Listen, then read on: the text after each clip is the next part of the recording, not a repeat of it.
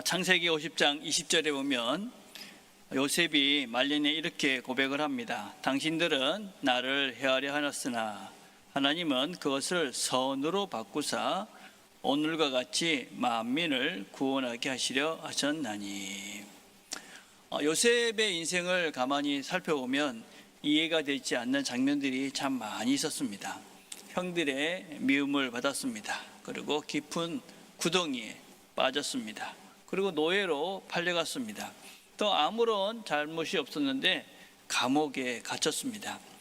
만약 요셉이 이런 순간들을 생각하고 있었다면 아마 하나님께 이렇게 부르셨을 것입니다. 하나님, 왜 나에게 이런 일을 일어나게 하십니까? 어떻습니까? 여러분들은 삶을 사시면서 하나님, 저한테 왜 그러십니까? 그런 질문을 하신 적이 있으신지요? 아마 다 있지 않았을까 생각합니다.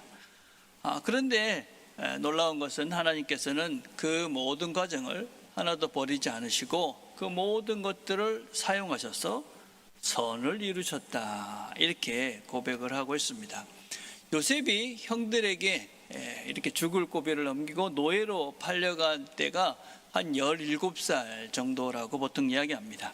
그가 감옥과 노예 생활을 한 13년을 하고, 그리고 지금 이 고백을 할 때가 56세 정도였다고 봅니다. 그러니까 요셉이 자기에게 일어났던 이 모든 것들을 이해하고 하나님이 이렇게 일을 이루셨구나 하는 것을 깨닫는 데는 약 40년의 긴 시간이 지나고 나니까 그렇구나 라는 것을 깨달았다 하는 것입니다.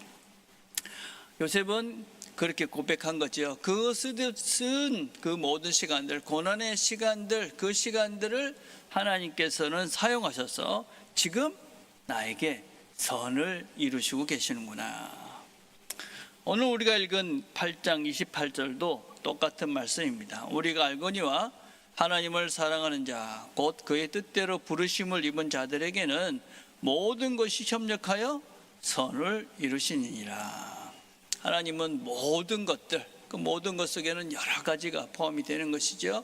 그 모든 것들이 협력해서 선을 이루신다. 근데 우리가 이걸 오해를 하면 안 되는 것이 그냥 다 잘 될 거야, 그런 말씀은 아니다 하는 것입니다. 여러분, 로마서 8장은 고난의 장입니다. 현재의 고난, 수많은 탄식, 연약함, 말로 다 할 수 없는 신음으로 가득 찬 것이 바로 로마서 8장의 이야기입니다. 이 28장의 모든 것들이 협력하여 선을 이룬다 하는 말씀은 고난이 없는 그런 평탄한 상황 속에 주어진 것이 아니라 고난의 한복판에 서 있는 그 사람에게 주어진 말씀입니다. 여러분, 고난이라 하는 것을 우리가 잘 이해하고 이 고난에 대한 바른 관점을 갖지 않으면 우리 인생은 참 고난한 인생이 될 수밖에 없습니다. 제가 교육자들하고 이렇게 이야기를 하는 중에 요새 넷플릭스에서 인기가 끌었던 드라마가 있었는데 참교육이라는 것입니다. 아마 많은 분들이 보셨을 거라고 생각합니다. 한국 교육의 여러 가지 문제들, 또 아이들, 교사들, 사회 전반에 대한 문제를 다룬 드라마입니다. 교육 현장에서 일어나는 실제를 다뤘다 하는데 실제는 이거보다 더 심하다, 그런 얘기들을 합니다. 그 드라마에 우진이 엄마가 등장합니다. 보신 분들은 아마 그럴 겁니다. 그죠? 이 아줌마가 아침에 일찍 와가지고 선생님께 이렇게 이야기를 합니다.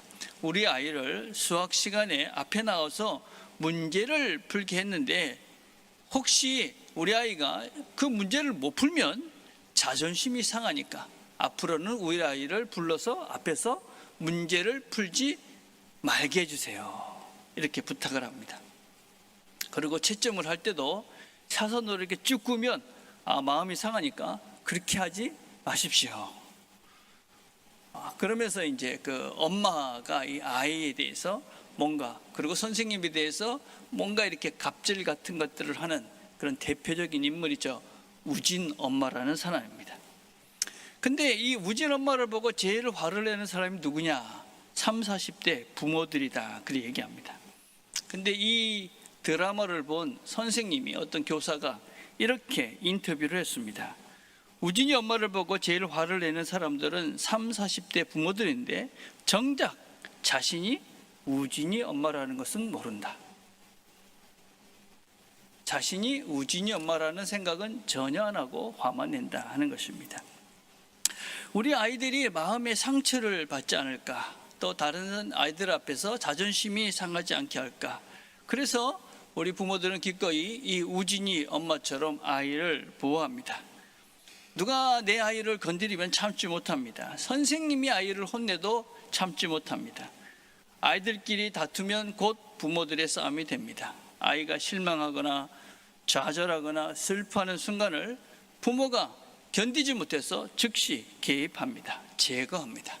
이런 것을 아이들의 감정 과보호 상태다, 이렇게 얘기합니다.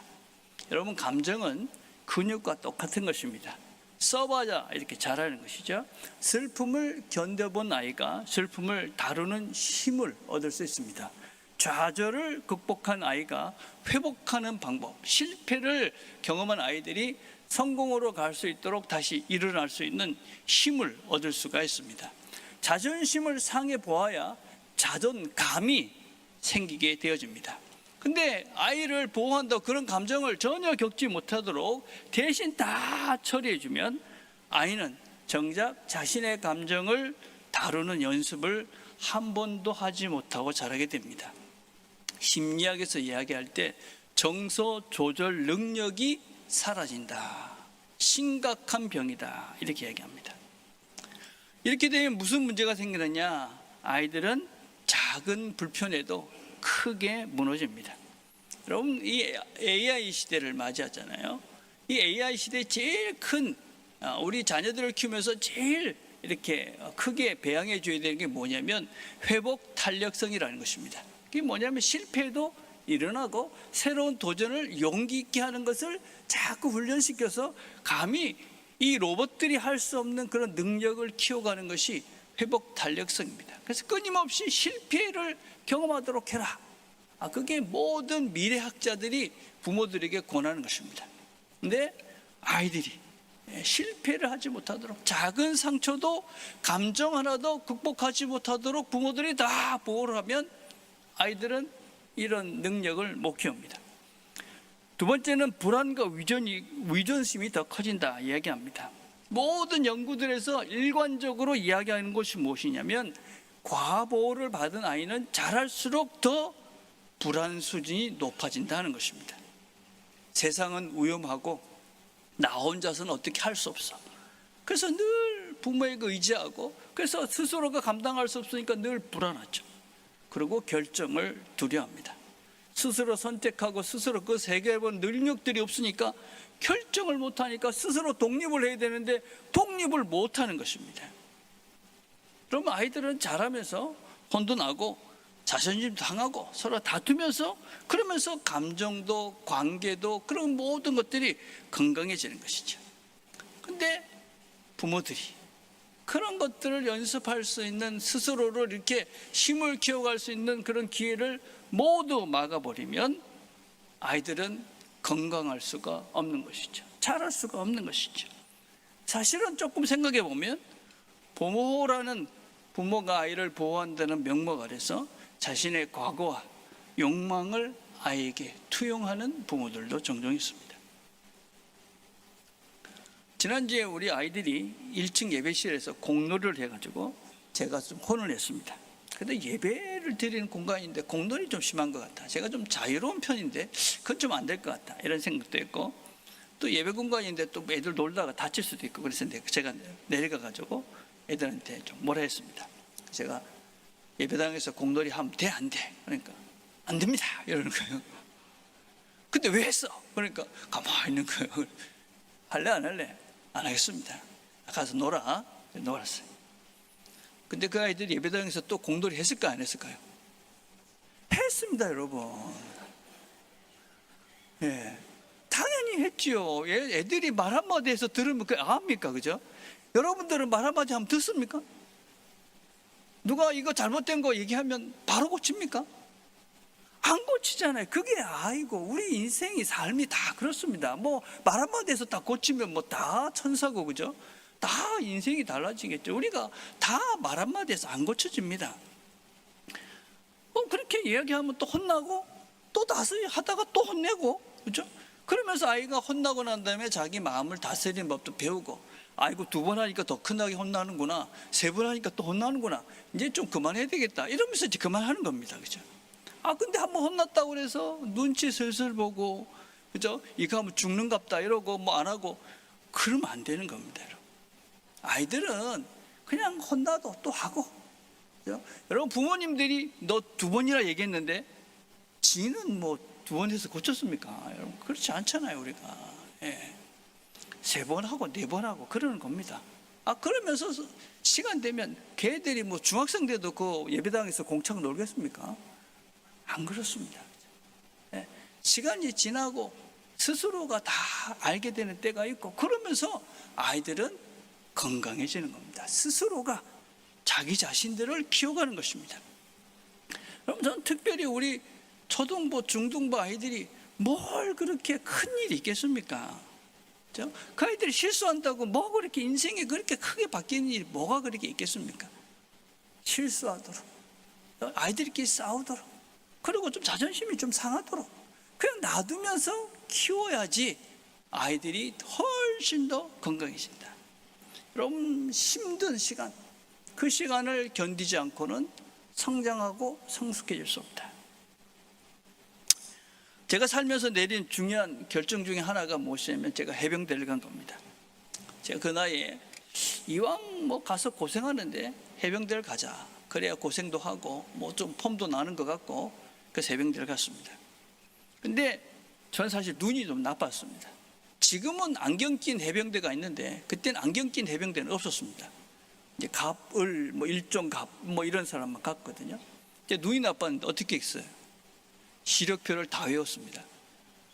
그래가지고 시력표를 다 외워가지고 그래가지고 이제 일종 갑이 돼가지고 해병대를 갔습니다. 후회했을까요? 안 했을까요? 가자마자 내가 미쳤지, 내가 왜 이걸 다 외워가지고 여기 들어와서 이 고생을 하나 그랬죠. 그렇죠?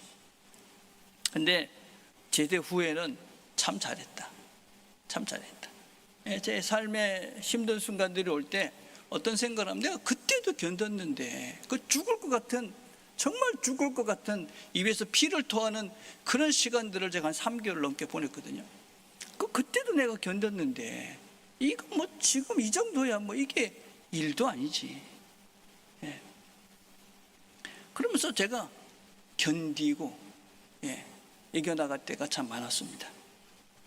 여러분 우리가 인생을 살면서 지금 잠깐 힘들다고 그걸 피하면 나중에 더 큰 힘듦이 찾아옵니다.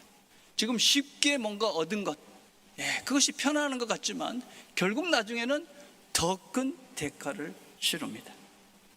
여러분 한 살이라도 어릴 때 우리가 기꺼이 힘든 것을 선택하는 것이 우리가 살면서 우리 삶의 힘이 되어집니다. 동서양의 모든 속담들이 다 한결같이 이야기하잖아요. 인생의 후배들에게 무슨 격언을 남겼습니까? 고진감래다, 고생 끝에 단맛이 있다 그러잖아요. 그렇죠? 고생 끝에 맛이 온다. 영어에는 no pain, no gain 이런 말이 있습니다. 고통이 없이는 얻는 것도 없다. 성경도 다르지 않습니다. 십자가가 없이는 부활이 없다. 나중에 주보를 한번 보십시오. 고난은 우리의 불순물들을 태워버린다. 불순물들. 물론 모든 고난이 우리 눈에 보이는 좋은 결과 또 그 의미를 알 수 있는 것으로 끝나지는 않습니다. 우리 인생에 종종 출구가 보이지 않는 고난, 도무지 지금은 의미를 찾을 수 없는 고난도 종종 있습니다. 시편을 살펴보면 시편에는 많은 탄식시가 있습니다. 하나님 왜 도대체 이러십니까? 그런데 그 끝에 가면 그러나 이렇게 결론을 맺습니다. 시편 13편을 보면 여호와여 어느 때까지니까 라고 이렇게 부르짖는데 맨 끝에는 뭐라고 얘기하면 내가 주의 구원을 기뻐합니다. 그렇게 처음에는 이렇게 왜 그렇습니까? 그렇게 부르짖지만 결론은 주의 구원을 기뻐합니다. 이렇게 결론을 맺습니다. 그런데 시편 88편은 그렇지 않습니다. 이 시는 처음부터 끝까지 이 어둠에서 끝나지가 않습니다. 시편 88편 18절 이렇게 얘기합니다. 주의 사랑하는 자와 친구를 내게서 멀리 떠나게 하시며 내가 아는 자를 흑암에 두셨나이다. 흑암 속에, 외로움 속에, 모든 것들이 다 불안한 속에, 어둠 속에 지금 있는 그 상태로 이 시편 기자의 노래는 끝을 냅니다. 반전이 없는 것이죠. 그러나 내가 그게 아니고 이 어둠 속에 내가 여전히 있습니다. 하나님 도대체 이 어둠 속에서 뭘 하는 겁니까? 그렇게 결론을 맺습니다. 근데 이 시편을 가만히 살펴보면 어떤 시편보다도 거기에 하나님을 찾는, 하나님의 이름을 부르는 것이 많이 나옵니다. 18장 18절에 해당하는 그 기간 동안에 끊임없이 하나님을 찾습니다. 그래서 29번이나 되게 하나님, 여호와여, 주님 도대체 뭐 왜 이렇습니까? 라고 부르짖습니다. 여호와여, 내 구원의 하나님이여, 지금 내가 어떻게 해야 됩니까? 끊임없이 주님 앞에 부르짖으며 주님을 찾습니다. 그는 그 어둠 속에서도 어둠을 향해서 부르짖지 않고 하나님을 향해서 소리를 지릅니다. 그가 지금 그 어둠 속에서도 하나님을 찾고 있다. 여러분, 신앙이 무엇이냐? 신앙은 하나님을 통해서 답을 찾는 것이 아닙니다. 신앙은 우리의 인생길을 걸어가면서 하나님 왜 그렇습니까? 거기에 답이 뭡니까? 그래서 그 답을 주는 것이 우리가 신앙길을 걸어가는 것이 아닙니다. 신앙은 우리가 하나님을 믿는다는 것은 어떤 상황 속에서도 하나님 때문에 내가 이 길을 걸어갑니다. 그게 신앙의 걸음입니다. 욥기를 보면 사탄이 하나님 앞에 와서 이렇게 얘기합니다. 욥이 그렇게 하나님께 예배를 잘 드리고 거룩하고 그렇게 경배하는 것은 하나님이 복을 주셨기 때문입니다. 그렇게 이야기합니다. 욥기 1장 9절 이렇게 말합니다. 사탄이 여호와께 대답하여 이르되 욥이 어찌 까닭 없이 하나님을 경외하리까? 까닭 없이 하나님이 그렇게 많은 걸 주셨으니까 욥이 하나님을 경배하고 예배하는 것이지 그 모든 것들을 가져가도 과연 하나님을 예배할까요? 뭐 그런 것입니다. 인간의 경건, 하나님을 향한 예배, 그것은 하나님에 대한 계산된 거래이지 아무런 대가를 주지 않고 복을 주지 않는데 문제를 해결해 주는데도 과연 사람이 하나님을 경배할까요? 그렇게 도전하고 있는 것입니다. 여러분 어떻게 생각하십니까? 하나님이 나에게 아무것도 해주지 않는다. 하나님 나에게 아무것도 문제를 해결해 주시지 않는다. 하나님 나에게 주는 것이 이 땅에서 아무것도 없다. 그래도 나는 하나님을 예배한다. 나는 하나님을 섬기고 하나님을 믿고 살 것이다. 아니, 나에게 무슨 유익이 없는데 그 하나님을 왜 내가 예배하고 믿고 섬깁니까?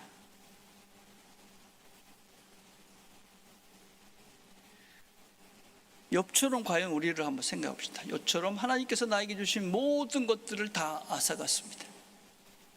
건강도, 재산도, 자녀도 다 가져갔습니다. 아무런 희망이 없었습니다. 그럴 때도 과연 나는 하나님을 믿을 것인가? 욥의 친구들은 와서 욥을 끝없이 질책합니다. 네가 그렇게 벌을 받은 것은 너의 죄 때문이야. 그 고난의 모든 원인은 네가 죄를 지었기 때문이야. 욥은 아니라고 항변을 합니다. 그리고 하나님께 묻습니다. 하나님 왜 나에게 이러십니까 도대체? 왜 나에게 이런 엄청난 일들을, 이런 고난을 나에게 주십니까? 그 질문에 하나님은 욥을 데리고 온 세상을 보여주십니다. 온 우주와 온 세상에 있는 모든 것들을 보여주십니다. 그리고 너가 어떤 존재인지를 보여주십니다. 욥은 하나님 왜 나에게 이런 고난을 주십니까? 라는 질문 앞에 하나님은 온 세상을 보여주시면서 하나님이 내가 어떤 존재인지를 보여줍니다. 내가 이 모든 것들을 만들고 이 모든 이 세상의 오묘함과 광대함, 이 모든 것들을 주관하는 하나님이다 라는 것을 보여줍니다. 왜 이런 고난이 있습니까? 라는 질문 앞에 하나님은 나는 하나님이야. 이 모든 것들 너를 만든 나야. 그렇게 대답합니다. 그 하나님의 임재 앞에 욥은 이렇게 고백합니다. 내가 주께 대하여 귀로 듣기만 하였사오나 이제는 눈으로 주를 배움나이다. 귀로만 듣던 하나님, 막연했던 하나님, 관념적인 그 하나님, 이제 내가 그 하나님을 눈으로, 내가 이제 그분을, 당신을, 하나님을 올바로 이해하고 알고, 그리고 당신을 올바로 믿게 됐습니다.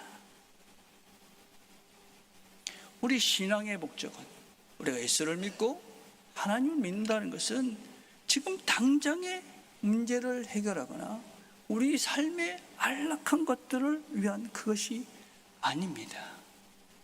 우리 신앙의 궁극적 목적은 하나님입니다. 하나님, 그분이 어떤 분인지를 알면 우리의 삶은 길과 모든 것들에 달라질 수밖에 없는 것이지요. 인생에 여러분이 가지고 있는 그 문제가 지금 것이 해결이 된다고 또 다른 문제가 생기지 않을까요? 더 생기는 거죠. 우리는 또 아프고 또 고난이 있고 또 죽을 것 같고, 그게 인생입니다. 그러나 하나님을 알게 되면 이 모든 것들을 만드시고 주관하시고 나를 만드신, 나를 사랑하시는 그 하나님을 알게 된다면 우리 인생길은 달라질 수 있을 것입니다. 여러분, 어린아이가 아버지의 손을 잡고 산길을 올라간다고 생각을 해보세요. 아마 그 아이가 걸어가는 그 길 가운데 낭떠러지 같은 길도 있고 돌길도 있고 험한 숲속도 지날 거예요. 걱정이 되겠죠. 아이는 그걸 보면 두렵습니다.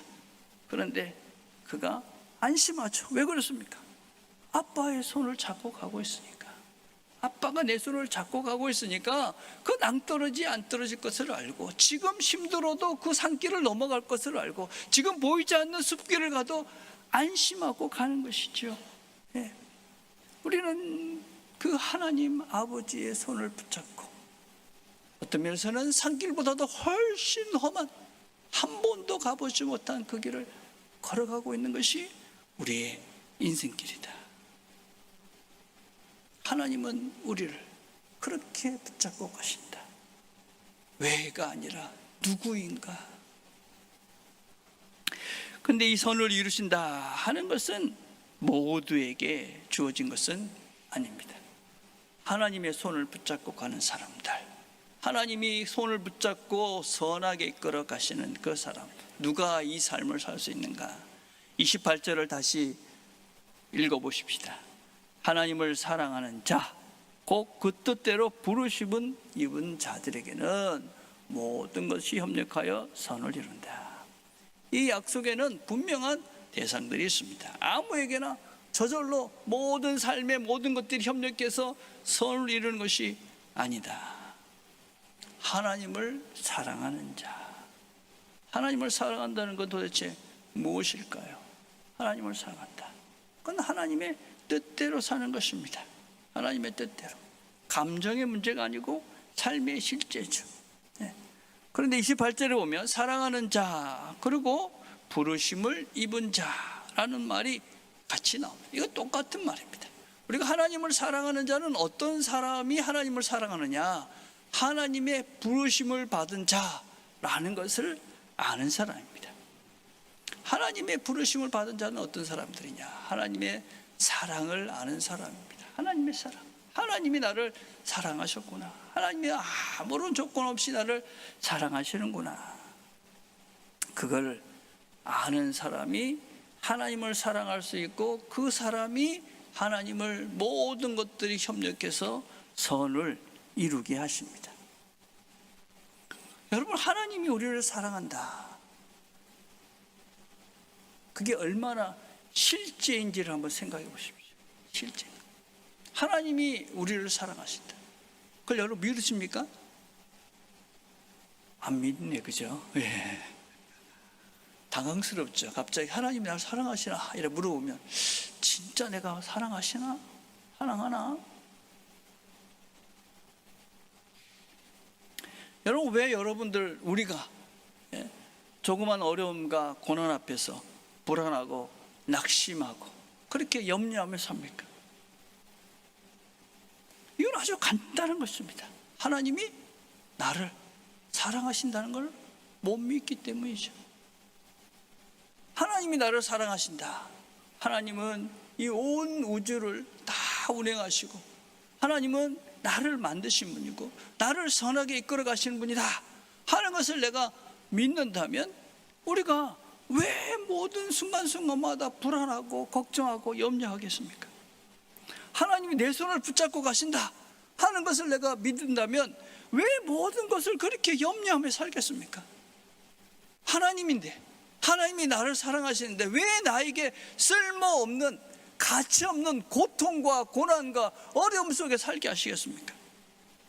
우리가 그 하나님을 사랑하고 하나님의 사랑의 크기가 내가 겪는 그 어려움보다도 훨씬 작기 때문에 하나님이 나를 사랑한다는 그 크기가 실제 삶 속에서는 정말 아무런 힘을 발휘할 수 없는 실제가 아니기 때문에 그런 것이지.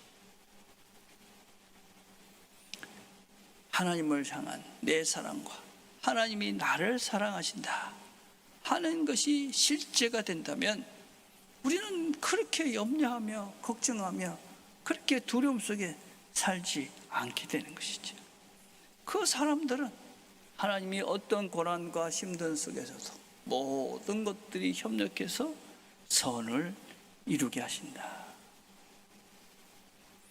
도대체 그 선은 또 무엇이냐? 29절에 이렇게 말씀하십니다. 하나님이 미리 아신 자들을 또한 그 아들의 형상을 본받게 하기 위하여 미리 정하셨으니 아들의 형상을 본받는 것이다.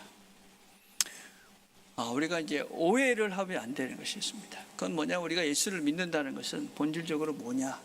우리의 궁극적인 목적이 예수님을 닮아가는 것입니다. 나는 신앙생활을 하면서 예수를 닮아가는 것하고 전혀 관계없고 관심이 없어. 그럼 본인이 예수를 믿는 것인지 안 믿는 것인지를 다시 생각해 보셔야 합니다. 여러분, 형상을 본받게 하기 위해서 우리를 부르신 것입니다. 예수님과 같은 존재로 만들어 가시기 위해서 우리를 부르신 것입니다. 그냥 이 땅에서 잘 먹고 잘 살고 뭐 부자가 되고 그것 때문에 우리를 부른 것이 아니고 예수의 형상, 예수님과 같은 존재, 예수님처럼 사랑하고 겸손하고 인내하고 온유하고 순종하고 희생하고 자기 것들을 기꺼이 내어줄 수 있는 그런 존재로 만들어 가기 위해서 우리를 부르신 것입니다. 그게 우리를 부르신 예수를 믿고 하나님의 사랑을 아는 자들이 가져야 될 당연한 삶의 목표입니다. 근데 그에 대해서 나는 전혀 관심이 없고 그건 나는 야구는 전혀 의미가 없다. 그거는 예수를 내가 믿는 것이 아니다. 예수를 잘못 믿고 계시는 것이다. 그래서 우리는 그 과정들 속에서 수많은 고난과 어려움과 희생과 또 손해와 또 어떤 면에서 용서하면서 자존심을 상해가면서 그 길을 걸어가는 것이 신앙이다 라고 할 수 있습니다. 그래서 하나님의 형상을 만들어가는 것입니다. 그리고 그것에서 끝나는 것이 아니라 우리를 영화롭게 한다고 말씀하십니다. 8장 30절에 또 이렇게 말합니다. 또 미리 정하신 그들을 또한 부르시고 부르신 그들을 또한 의롭게 하시고 의롭다 하신 그들을 또한 영화롭게 하셨다. 영화롭게 하신다. 영광스러운 존재를 만들어낸다. 여러분이 상상할 수 있는 최고의 영광, 그것을 하나님께서는 우리를 그렇게 하나님이 빛나는 작품을 만들어 가신다는 것입니다. 영화롭게 하셨다. 하나님께서 확실히 하실 것이다는 하나님의 약속입니다. 여러분, 우리가 이 신앙의 걸음을 걸어가면서 또 꼭 기억할 것이 있습니다. 하나님께서 확실히 하신다 약속했어요. 그리고 하나님이 그 일을 다 이루어 가셔요. 하나님이 부르시고 또 의롭게 하시고 영화롭게 하시겠다, 하나님이 하신다라고 이야기했어요. 그럼 우리는 가만히 있으면 되는가, 이런 착각을 하는 거죠. 그렇지 않다. 하나님은 우리의 인생을 대신 살아주지 않습니다. 하나님은 우리의 인생을 대신 살아주지 않으셔요. 하나님은 우리의 손을 붙잡고 가지만, 여전히 하나님은 우리를 이끌어 가시지만 우리의 인생을 대신 살아주시는 분이 아닙니다. 우리는 어떻게 되느냐, 그분이 붙잡고 가는 그 손을 붙잡고 그분의 인도하심을 따라서 그 길을 걸어가는 것입니다. 내가 그 길을 걸어가셔야 합니다. 하나님은 우리를 로봇같이 만드시지도 않고 우리 인생을 대신 살아서 그냥 네가 이렇게 하고 싶지만 내가 이렇게 하니까 넌 이렇게 해, 강제로 억제로 그 길을 가게 하시는 분이 아닙니다. 하나님은 우리가 선택하고 결정하고 그리고 그 길을 갈 수 있도록 우리에게 선택권, 자유를 주셨습니다. 그래서 우리가 그 하나님의 손을 붙잡고 가면 영화스러운 순간을 맞이하겠다. 영광스러운 순간을 맞이한다. 여러분, 그 영화스러운 순간이, 영광스러운 순간이 어떤 것인지 우리는 정확하게 알 수는 없습니다. 정확하게. 그건 우리의 미래에, 그때 우리가 경험하게 될 것이죠. 근데 분명한 것은 있어요. 그것이 무엇이냐, 그 영광스러운 순간이 언제냐, 바로 하나님을 보게 되는 순간입니다. 하나님을 보게 되는 순간. 여러분, 욥을 다시 한번 기억해 봅시다. 욥의 수많은 그 질문과 문제와 아픔과 고난이 하나님을 보는 순간 그 모든 문제는 사라지고, 하나님, 그분 때문에 그는 모든 것들이 다 새로워지고 새로운 인생을 살고 영광스러운 삶을 살게 된 것이죠. 하나님을 뵙는 것. 욥은 그 고통 속에서 하나님을 보았습니다. 그리고 그 하나님을 보았기에 그의 삶은 영광스러운 순간이 되는 것입니다. 하나님을 뵙는 것이 바로 우리 삶의 가장 큰 영광입니다. 하나님을 사랑하십시오. 그러면 우리보다 우리를 더 사랑하시는 하나님의 손길을 우리가 누리실 것입니다. 지금은 그 사랑하면 사랑할수록 우리는 희미한 거울을 보는 것 같이 희미해지겠지만, 우리가 하나님을 사랑하면 사랑할수록 우리는 하나님을 점점 더 뚜렷하고 분명하게 보게 될 것이고, 이 땅에서 우리가 누릴 수 없는 하늘의 그 영광들을 맛볼 수 있도록 우리를 지금 이 자리로 불러주신 것입니다. 이 땅에 있는 것들, 여러분 잘 누리십시오. 그러나 그보다도 더 크고 영광스러운 하나님을 바라보십시오. 하나님의 얼굴을 기대하십시오. 하나님의 손길을 붙잡고 가십시오. 우리 삶 속에 어떤 고난도 이길 수 있는 하늘의 능력으로 그 모든 고난이 변해서 영광이 되는 삶을 우리 모두가 누릴 수 있게 될 것입니다.